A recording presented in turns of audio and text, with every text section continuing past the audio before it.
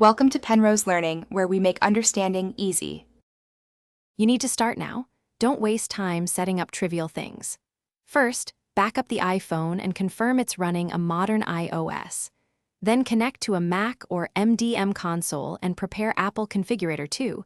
You will supervise the device.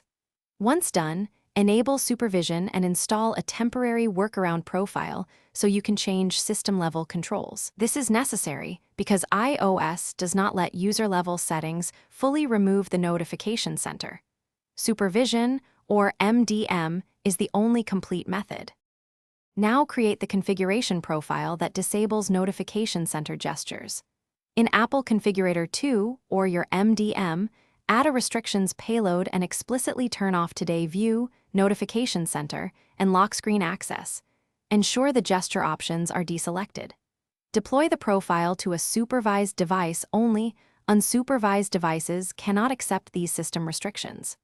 Once pushed, watch the device accept the profile and immediately test swipes on home and lock screens. The gestures should be blocked if supervision, and complete the process by confirming the profile is installed in Settings General Profiles and that the device shows as supervised in Configurator or MDM. Reboot the iPhone to ensure the restriction takes effect and test swipes again. If Notification Center still appears, remove and reapply the profile, then resupervise the device if needed.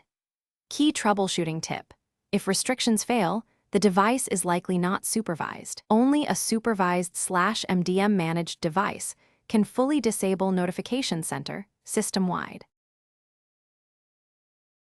Thanks for watching. If this was helpful, leave a like and consider subscribing. See you next time.